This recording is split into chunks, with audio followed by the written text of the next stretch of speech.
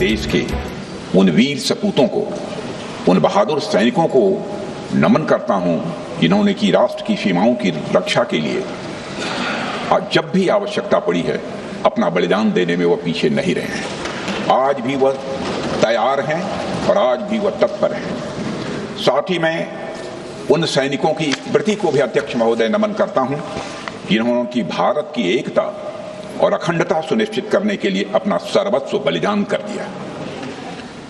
मैं पूरे देश की तरफ से सेनाओं के सभी जवानों के प्रति कृतज्ञता व्यक्त करता हूं अध्यक्ष महोदय।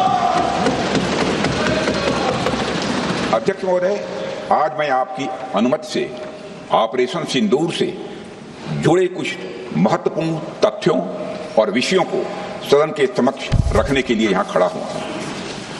अध्यक्ष महोदय, 6 और 7 मई 2025 को भारतीय सेनाओं ने ऑपरेशन सिंदूर के नाम से एक ऐतिहासिक सैन्य कार्रवाई को अंजाम दिया। यह केवल एक सैन्य कार्रवाई नहीं थी, बल्कि यह भारत की संप्रभुता, उसकी अस्मिता, देश के नागरिकों के प्रति हमारी जिम्मेदारी और आतंकवाद के खिलाफ हमारी नीति का एक इफेक्टिव और डिसाइसिव डिमॉन्स्ट्रेशन था। अध्यक्ष महोदय, जैसा इस सदन को जानकारी है, 22 अप्रैल 2025 को जम्मू कश्मीर के पहलगाम क्षेत्र में एक अमानवीय और कायराना आतंकी हमला हुआ। इस हमले में हमारे 25 निर्दोष नागरिकों सहित एक नेपाली नागरिक की भी जान गई थी। उन निर्दोष लोगों की जान उनका धर्म पूछ कर लिया गया। यह अपने आप में अमानवीयता का सबसे कुत्सित और सबसे घृणित उदाहरण था। यह घटना भारत की सहन शक्ति की सीमा की भी मैं मानता हूं परीक्षा थी। अध्यक्ष महोदय, इस हमले के तुरंत बाद हमारे प्रधानमंत्री श्री नरेंद्र मोदी जी ने तीनों सेनाओं के प्रमुखों की एक उच्च स्तरीय बैठक की और उन्हें छूट दी गई कि वे अपने विवेक, स्ट्रेटेजिक अंडरस्टैंडिंग और रीजनल सिक्योरिटी सिचुएशन को ध्यान में रखते हुए वह निर्णायक कार्रवाई करें।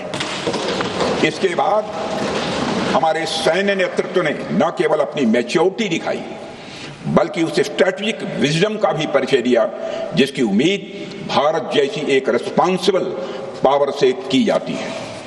अध्यक्ष महोदय, ऑपरेशन सिंदूर को अंजाम देने से पहले हमारी सेनाओं ने हर पहलू का बहुत ही गहराई के साथ अध्ययन किया। हमारे पास कई विकल्प थे, लेकिन हमने उस विकल्प को चुना जिसमें आतंकवादियों और उनके ठिकानों को अधिकतम नुकसान पहुंचे और जिसमें पाकिस्तान के आम नागरिक को कोई क्षति न होने पाए, इस बात की भी हम लोगों ने चिंता की।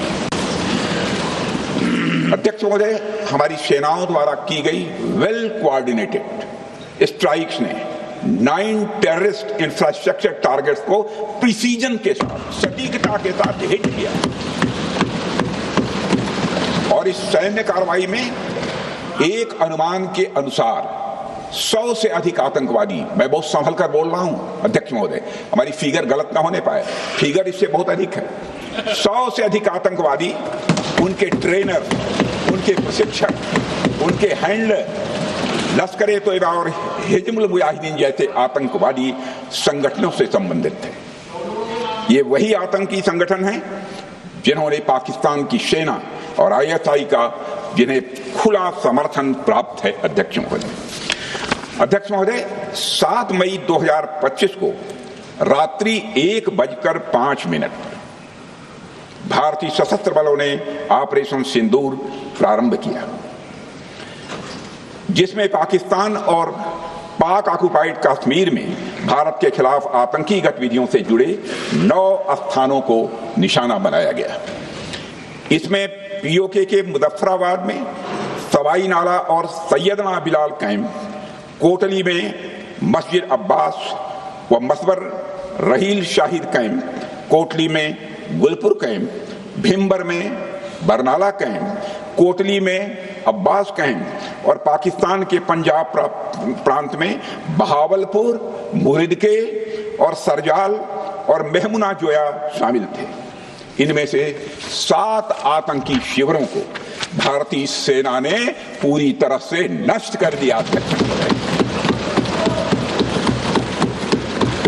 जबकि भारतीय वायुसेना ने मुरीदके और बहावलपुर को नेस्त नाबूद किया, जो लश्कर-ए-तोयबा और जैश ए मोहम्मद के केंद्र हैं। पूरा ऑपरेशन मात्र, अध्यक्ष महोदय, जानकर पूरे सदन को प्रसन्नता होगी कि विद इन 22 मिनट्स पूरा ऑपरेशन समाप्त हो गया और हमने आतंकवादियों को उनके घर में घुसकर मारा। सशस्त्र बलों ने हमारी माताओं और बहनों के सिंदूर का बदला लिया और प्रत्येक भारतीय इस भावना से ओत-प्रोत हो गया। अध्यक्ष महोदय, मैं चाहूंगा कि पूरा सदन एक बार हमारे सेना के बहादुर जवानों के शौर्य और पराक्रम का। अध्यक्ष महोदय, यह सिंदूर की लाली शौर्य की कहानी है। यह सिंदूर की लाली शौर्य की कहानी है, भारत के मस्तक पर वीरता की निशानी है। अध्यक्ष महोदय, सेनाओं ने अंधेरी रात होने के बावजूद हमले की सफलता के स्पष्ट एविडेंस भी जुटाए हैं, साक्ष्य है हमारे पास। अध्यक्ष महोदय, हमले के कुछ ही घंटों के भीतर एक प्रेस रिलीज और मीडिया ब्रीफिंग के माध्यम से इन्हें जनता की जानकारी के लिए जारी कर दिया गया था। मुझे यह पुष्टि करते हुए गौरव की अनुभूति हो रही है कि सशस्त्र बल अपने सभी मिशन ऑब्जेक्टिव्स को पूरा करने में पूरी तरह से सक्षम रहे और साथ ही कामयाब रहे। अध्यक्ष महोदय, 7 मई 2025 को हमले माने 1:35 के तुरंत बाद भारतीय डीजीएमओ ने हॉटलाइन संदेश के माध्यम से पाकिस्तान के डीजीएमओ यानी डायरेक्टर जनरल मिलिट्री ऑपरेशन से संपर्क किया और टेरर इंफ्रास्ट्रक्चर के खिलाफ हमारे हमले के रेशनल और मेथोडोलॉजी के बारे में पूरी जानकारी दी और यह तथ्य भी बताया कि ये हमले एस्केलेटरी नेचर वाले नहीं थे, माने इसको हम आगे नहीं बढ़ाना चाहते। जिन मोहि मारा तीन मोहि मारे। अध्यक्ष महोदय, इस प्रकार प्रभु हनुमान ने लंका में अपनी रणनीति बनाई थी, उसी प्रकार हमने भी उन्हीं को निशाना बनाया जिन्होंने हमें नुकसान पहुंचाया था। हालांकि पाकिस्तान ने इस रेशनल को समझने से इनकार कर दिया और अगले कुछ दिनों तक सिविलियन और सैन्य ठिकानों पर गोलीबारी करके बड़े पैमाने पर सीज फायर वायलेशन करके स्थिति को एस्केलेट करने की उसने कोशिश की। अध्यक्ष महोदय, 7-8 मई 2025 की रात को क्लियरली आइडेंटिफाइड आतंकवाद संबंधी ठिकानों पर हमारे सफल ऑपरेशन के बाद, सफल हमले के बाद पाकिस्तान ने स्थिति को एस्केलेट कर दिया और अनमैन्ड एरियल सिस्टम और अन्य साधनों का उपयोग करके भारतीय वायुसेना के बेसेस, भारतीय वायुसेना के सेंसर्स और सेना के फॉर्मेशन हेडक्वार्टर से लेकर ब्रिगेडों तक पर भी उसने हमला कर दिया। हालांकि हमारी इंटीग्रेटेड एयर डिफेंस ग्रिड और काउंटर यूएस ग्रिड ने इन हमलों को सफलतापूर्वक विफल कर दिया। अध्यक्ष महोदय, S-400 यमारसैन आकाश मिसाइल सिस्टम और एयर डिफेंस गन्स बहुत प्रभावी साबित हुई हैं। अध्यक्ष महोदय, इस एस्केलेशन पर हमारा जवाबी हमला स्विफ्ट, प्रोपोर्शनेट और नवातुला था। अध्यक्ष महोदय, जिसमें 8 मई 2025 को केवल चुनिंदा पाकिस्तानी एयर डिफेंस सिस्टम और सेंसर नेटवर्क को प्रिसीजन गाइडेड मिशन द्वारा म्यूनिशंस द्वारा जो है टारगेट किया गया। अध्यक्ष महोदय, हमारी कार्रवाई पूरी तरह से सेल्फ डिफेंस में थी, न तो वह प्रोवोकेटिव थी और न तो एक्सपेंशनिस्ट थी। पाक द्वारा ये हमले 7 मई 25 से लगातार चले और 10 मई 2025 को रात लगभग 1:30 पर पाकिस्तान ने बड़े पैमाने पर भारत के ऊपर मिसाइल, ड्रोन, रॉकेट और अन्य लॉन्ग रेंज वेपन्स का इस्तेमाल किया। इसके साथ साथ उन्होंने इलेक्ट्रॉनिक वारफेयर से जुड़ी टेक्नोलॉजीज का भी सहारा लिया। अध्यक्ष महोदय, उनके निशाने पर हमारे भारतीय वायुसेना के अड्डे, थल सेना के एम्यूनिशन डिपोज, हवाई अड्डे और मिलिट्री कैंट थे। अध्यक्ष महोदय, यह कहते हुए मुझे गौरव की अनुभूति हो रही है कि हमारे air defence system, counter drone system और इलेक्ट्रॉनिक इक्विपमेंट्स ने पाकिस्तान के इस हमले को पूरी तरह से नाकाम कर दिया। पाकिस्तान हमारे किसी भी टारगेट को हिट नहीं कर पाया अध्यक्ष महोदय, और हमारे किसी भी इंपॉर्टेंट एसेट को नुकसान नहीं हुआ है।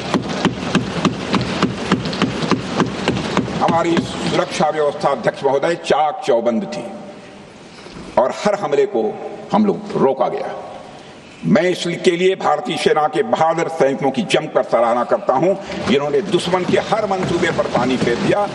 और अपने प्रतिपक्ष के मित्रों से भी कहना चाहता हूं, एक बार फिर से भारत के सेना के जवानों का कम से कम मेज थपथपाकर उनका अभिनंदन करिए। बहुत बहुत धन्यवाद। बहुत बहुत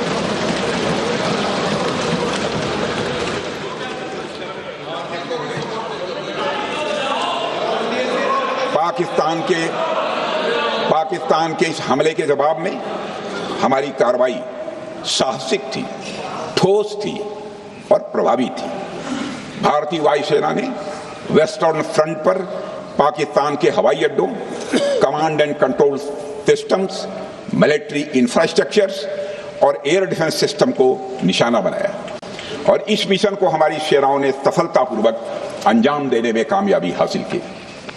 अध्यक्ष महोदय, हमारी सेनाओं ने चकलाला, सरगोधा, रफीकी, रहीम यार खान, जैकबाबाद, सुक्कुर और भोलारी जैसे बड़े एयरबेस पर प्रहार किया और पूरी दुनिया ने भारतीय वायुसेना के शौर्य और पराक्रम की तस्वीर देखी।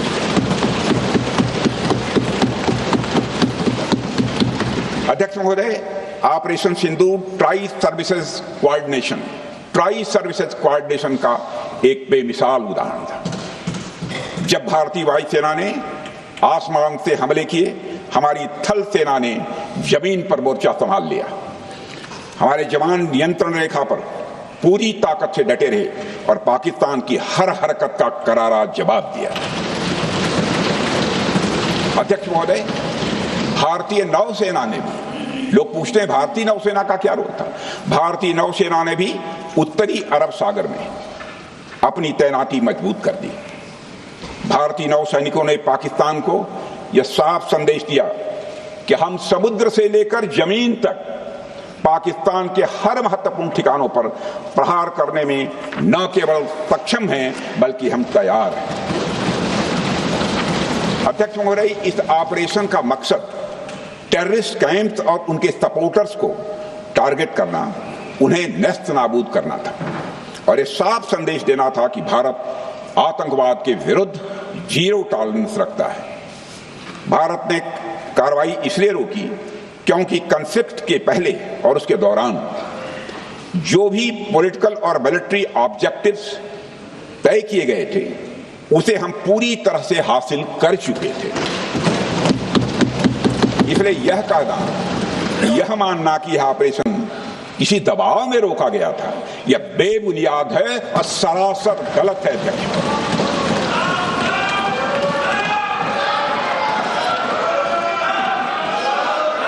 मैं सदन को फिर से आश्वस्त करना चाहता हूं, अपने राजनीतिक जीवन में अध्यक्ष महोदय, मैं आपके माध्यम से सदन को आश्वस्त करना चाहता हूं, अपने राजनीतिक जीवन में जानबूझकर कभी भी असत्य न बोलूं, इसकी भरपूर कोशिश की है मैंने, चाहे सदन हो अथवा सदन के बाहर। अध्यक्ष महोदय, मैं आपके माध्यम से सदन को यह भी अवगत कराना चाहता हूं,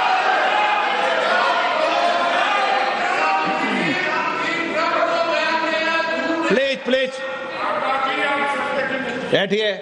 आप क्यों खड़े? अध्यक्ष महोदय, मैं आपके माध्यम से सदन को यह भी अवगत कराना चाहूंगा कि सीमा पार करना या वहां की टेरिटरी कैप्चर करना इस ऑपरेशन का उद्देश्य नहीं था। ऑपरेशन सिंदूर प्रारंभ करने का मकसद था अध्यक्ष महोदय, उन टेरर नर्सरीज को खत्म कर देना जिन्हें पाकिस्तान ने बरसों से पाला पोसा था। और यह ऑपरेशन उन मासूम परिवारों को न्याय दिलाने के लिए लॉन्च किया गया था, जिन्होंने पाक स्पॉन्सर्ड टेररिस्ट अटैक्स में अपने प्रियजनों को खोया था। हमारी सेनाओं ने सिर्फ उनको टारगेट किया जो इन आतंकियों को सपोर्ट करते हुए भारत पर हमला करने की कोशिश में लगातार शामिल थे। अध्यक्ष महोदय, ऑपरेशन सिंदूर का ओवरऑल पॉलिटिको मिलिट्री ऑब्जेक्टिव यह था कि आतंकवाद के रूप में प्रॉक्सी वार लड़ रहे पाकिस्तान को सजा दी जाए, और इसी वजह से आर्म्ड फोर्सेस को पूरी आजादी दी गई थी कि वो अपने टारगेट खुद चुने और करारा जवाब दें। और इस ऑपरेशन का उद्देश्य कोई भी युद्ध छेड़ना नहीं था, बल्कि फोर्स के डिमॉन्स्ट्रेटिव यूज से एडवर्सरी को झुकने के लिए मजबूर करना था। 10 मई की सुबह जब भारतीय वायुसेना ने पाकिस्तान की मल्टीपल एयरफील्ड्स पर करारा प्रहार किया तो पाकिस्तान ने हार मान ली है अध्यक्ष महोदय, और हॉस्टिलिटी रोकने की कोशिश की। अब रोक दीजिए महाराज। उन्होंने एक कोशिश की, हमारे डीएमओ से बात की, महाराज अब रोक दीजिए, बहुत हो गया। यह पेशकश इस कैबिनेट के साथ स्वीकार की गई थी। सुने, रुकिए तो रुकिए, बता दूंगा, बता दूंगा, अब बैठ तो आपको मौका मिलेगा। यह क्यों रुका, इसका पहले ही मैं पूरी तरह से वर्णन कर चुका हूं अध्यक्ष महोदय। मैं नेता प्रतिपक्ष को बहुत सम्मान के साथ कहना चाहता हूं कि कृपया एक बार मेरा पूरा भाषण पूछ लें। आपको प्रश्न पूछने की पूरी आजादी है, आप पूछ सकते हैं, मैं उसका उत्तर दूंगा। अध्यक्ष महोदय, 10 मई की सुबह जब भारतीय वायुसेना ने पाकिस्तान की मल्टीपल एयरफील्ड्स पर करारा प्रहार किया तो पाकिस्तान ने हार मान ली और हॉस्टिलिटी रोकने की उन्होंने पेशकश की। यह पेशकश इस कैबिनेट के साथ स्वीकार की गई हम लोगों के द्वारा कि यह ऑपरेशन केवल पाज किया गया है, स्थगित किया गया है, यह ऑपरेशन समाप्त नहीं हुआ है अध्यक्ष महोदय। अगर पाकिस्तान की ओर से भविष्य में कोई भी मिस एडवेंचर हुआ तो यह ऑपरेशन अध्यक्ष महोदय, मैं सदन को आश्वस्त करना चाहता हूं, दोबारा प्रारंभ हो।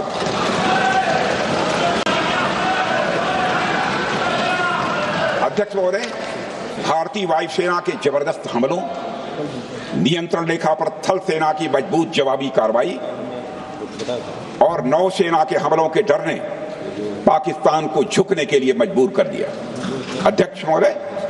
और पाकिस्तान की हार उनकी एक सामान्य विफलता नहीं थी, बल्कि यह उसके सैन्य बल और मनोबल या दोनों की एक हार थी। 10 मई को पाकिस्तान के डीजीएमओ ने भारत के डीएमओ ஆபரேஷன் சிந்தூர் தொடர்பான விவாதம் மக்களவையில் தொடங்கியிருக்கிறது. பாதுகாப்புத்துறை அமைச்சர் ராஜ்நாத் சிங் விவாதத்தை தொடங்கி பேசி வருகிறார். அந்த காட்சிகளை நேரலையில் பார்த்தோம்.